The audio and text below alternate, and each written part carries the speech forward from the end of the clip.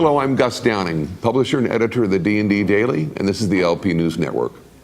We're here today with Morgan Harris, Senior Director of Enterprise Solutions for Protection One and ADT. Protection One, now a division of ADT, is a national leader when it comes to delivering retail business security that does more for you. They've built solid relationships with their retail clients by delivering an exceptionally high level of customer service.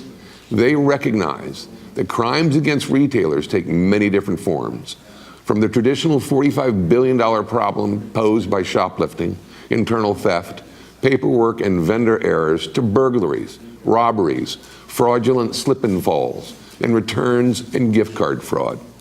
Couple that with identity theft, data breaches, and compromised networks, and never before have retailers faced a more daunting security landscape. Protection One has the breadth and depth of experience, along with the latest technologies that can serve retailers' needs to protect their physical locations that range from burglary protection and fire monitoring to access control and state-of-the-art event-triggered video solutions. They also offer solutions to protect your virtual assets as well. Through its Network Operations Center, they can help to design, implement, monitor, and manage dedicated security-only networks that separate the security network and devices from the business operations. Protecting customer data is a top priority for retailers today, and implementing separate security networks or simply partitioning existing networks to segment data is a good first step in helping secure their information and that of their customers. Protection One has built its reputation by providing outstanding security differentiated by careful attention to detail from installation through ongoing services. They offer a security program for enterprise retailers that is nationally administered, oftentimes with a single point of contact for day-to-day operations. With that, Morgan, thanks for being here today. Excited to be here. I think this is great that trying to get some information out there, get everybody connected. The landscape of the world keeps changing, the technology is changing. Some days it's hard to keep up. Yeah, absolutely. I mean, you're highlighting some new technologies at your booth this year. Can you give us an overview of that? Absolutely. I think this year we're really focused on driving value. And I think that we make large investments in technology and equipment, but are you really maximizing that investment? Are you getting everything back out of it? And are you keeping the organization protected? So, couple highlights that I want to talk about is definitely the security-only network and our cybersecurity offerings. As you've heard, security devices, IP cameras, access control systems, recorders are being used in more and more cyber crime. Right? These devices historically don't have a lot of protection on them. So how do we improve your functionality so you can use these devices all the time, but at the same time protect the organization from it? So I think that's something that retail needs to look at very closely with all the credit card theft going on and issues in that area. Nobody wants to be the next headline in that department. And I think, like I said, driving value. So you install all of this equipment to protect you, to monitor that, but how do we really drive value out of it by making analytics work for you, by making some of these customer engagement activities happen? It's one thing to get data and have this pile of data that says, yeah, customers are in our store. But it's more appealing to actually engage with a customer, to be able to have a two-way conversation. Retrospective analysis, like looking at all of that data, is great, but you can't directly impact it until you can have a conversation with a customer. Until you can understand it and interpret it for that customer, and they can use it inside their business. Yeah, and that's really kind of the crux of it, is trying to get to the customer so that you can figure out what the customer wants and make sure that you're delivering on that. One of the things that we do is we're constantly talking to our customers, right? That two-way communication. Well, in the retail environment, it's hard to get that two-way communication. It's sometimes just with store staff, or it's sometimes after the fact, or it's through a lot of digital, online presence, applications, things like that. How do you really drive that engagement when they're standing in the store to see why did they not make that decision, or why did they make that decision to help others? This is a little different from what we typically expect from a security provider. I mean, how do these solutions benefit retailers? I think, you hit on it. It is very different than what it is from your classic security provider. And I think it's hard for us to fit that mold anymore. The industry itself is changing. Everything's moving to IP-enabled devices, right? So all of this stuff sitting on the network, our team is all network people. They're IT people, they're Cisco certified, they're SonicWall certified, they're Meraki certified. We have industry certified people from the IT arena coming in to really maximize the effectiveness of this equipment and to make sure it's properly configured and it's set up with a truly IT mindset. Right. And you're from IT. I am. My history is completely in IT. So kind of stumbled into the industry here, love it, and it's exciting to really drive some of this change, right? The industry as a whole is changing, it's evolving, so it's really neat to be on that wave. Yeah, absolutely. It sounds like these solutions are kind of doing double duty. I mean, Absolutely, absolutely. And that's, I think, really that driving of the value. So putting all that hardware in, making it work not only from a loss prevention perspective to help protect the store, but also from a marketing perspective, from a customer retention perspective, starting to make those things work together in such a way that it benefits the business. Historically, security has always just been a cost. It's always been that kind of lurking cost, and you never quite get enough money until a bad incident happens, right? Until you're a headline, you never quite fix the problem. So we're trying to get ahead of that curve and trying to help people drive value, which is then going to benefit the business. Put equipment in that helps the business and helps you. Do you find that you're interacting as much now or more increasingly to the marketing folks in working with the IT groups and helping the LP director bring all three of them together? Yeah. This was always the thing when we go into these meetings. A lot of times, usually IT comes in, and IT usually only has an impact in a very negative way. They don't come in and they don't say, oh, this sounds really great, or that camera looks awesome, or this new recorder is going to help me. They come in to kill projects. If they think it's not going to sit on their network correctly or it's going to impact them negatively, they can always be very influential in a negative capacity. Sure. But we're trying to change that conversation. So when we usually come in, you'll always find, because I'm fluent in IT, my background's in that, this little bit of an acronym battle. Like, everybody sizes each other up, and do you really know what you're talking about? Do you know the lingo? Sure. And I think that's always been tough for the security industry, right? Because they never really got the right side of IT, right? They usually were always on the bad end of a conversation with that. Yeah. And that's kind of the nice part, is we're changing that.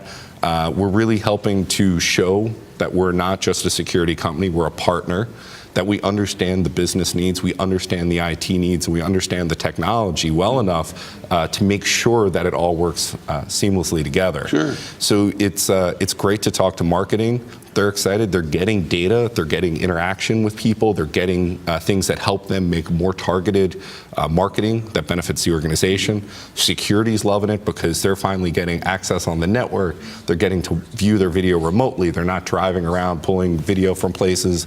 And IT likes it because they know at the end of the day they have a partner that's looking out for their best interest as well. Are the marketing people, though, somehow clouding the LP executive? I mean, are they kind of pushing the LP value and such over to the side so that they can grab more of the tools and such, or space on the cable or what, a network? I think that they want an active partner. They want somebody. I think they're going to try to influence to make the best of marketing. That's kind of the challenge with a lot of these applications sometimes is, if you have a camera that's purely driven on analytics and you wanted to count people in a specific location in your store, that has a perfect angle for the analytics. But then that might not necessarily mean the perfect angle for an investigation, right? So negatively impacts loss prevention. And vice versa, loss prevention says, I need a view of this area, so I'm going to put a camera here. But then the analytics may not capture everything correctly. So that's why we look at the Cisco Meraki access points. They use heat mapping technology based on everything we carry around, a cell phone, devices to help track people. We can track people all around the store, but we can also drive engagement. That's a little different than the classic analytics. And that right there is a win-win for both groups, right? You still get everything that you need on the security world, and marketing gets what they need in a very meaningful way. And it's those sort of synergies that I think are going to help drive it in the correct direction. And you're kind of helping represent the LP executive by being the in-house IT expert, subject matter expert. Yeah, absolutely. Because I think that a lot of times things get lost in translation. Sure. I can't tell you how many LP people I talk to that say, oh no, every time I talk to IT, it's a no. It doesn't matter what it is, it's Sure. a no. And so we can change that conversation, and then also, like I said, make it a two-way conversation. So IT really feels like loss prevention understands why they say no or why they want something a certain way, and loss prevention starts to understand those details, and IT really starts to understand why loss prevention needs it to do something that IT may frown upon. Okay, one question out of left field. Okay. Third-party risk. With all the data breaches and the backdoors and publicity and such, and the hackers going through the backdoors through vendors and such, being that you're an IT subject matter expert, how has the pressure been from the retailers on third-party risk? Are they really doing their job? Are they really auditing third-party risk? Are they really going after it the way they should? In the way that they're going about it, is it realistic? Is it how time-consuming is it for that third party? I think for an organization like ourselves, we go into it because we do the third-party auditing of everybody that works for us, right? So we have a great template to start from. We have a great frame of reference. I think a lot of organizations try to react to them quickly, those sort of questionnaires. I think a lot of the loss prevention folks, there's usually IT security involved. They have a questionnaire. They have documents they need you to fill out to do that compliance auditing. I think that the third-party companies may not take those documents at face value or may not interpret how that works. And so I think that the onus is probably a little less on the organizations asking the third parties, and that the third parties themselves need to really take that onus on their own to protect the organizations they work for. So there's certain times we see activities happen where we're like, that's not great for the network, that's not great for this. So we kind of step into those and try to help steer them in the right direction. But those audits, the biggest issues that we're seeing, and hacking is a broad term. I think today's hackers are a little lax, or a little lighter than they used to be, because it's so much easier to break into stuff, right? It doesn't take such a skill set, and it's because everybody uses default passwords, or password as their password. So until the world can start using more complex passwords or make it harder for hackers, unfortunately, it's going to be headlines every day. Well, that's kind of the answer with biometrics. I mean, that's why Android, they're all coming out with the new iPhone 8 is coming out with some biometric stuff, facial recognition, iris scanning, and such.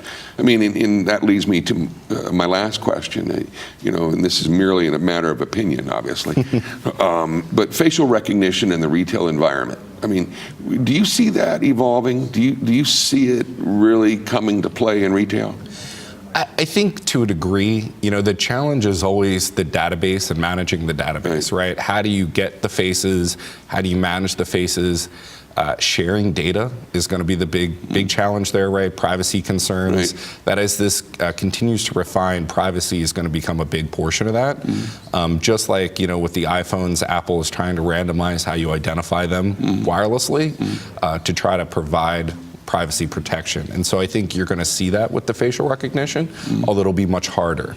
And the sharing of the data is going to become the biggest part of that. The key. The key. And how do you do that effectively and keep it secure? Because if that sort of data, especially health data, biometric data, anything like that gets into the wrong hands, it's very valuable, right? And can be used in many different capacities. Well, it's being used in virtually every aspect of life now, from airplanes to airlines to airports to, Facebook, all over the place. So I think the consumer adoption is sooner or later, it may even be an expectation in the next 10 or 15 years for store safeness from that perspective. Absolutely. But, I think there's a double-edged sword to that, right? How do you protect people from other people, and how do you protect those people for being misidentified, or kind of on the wrong list, right? And then how do you share those lists?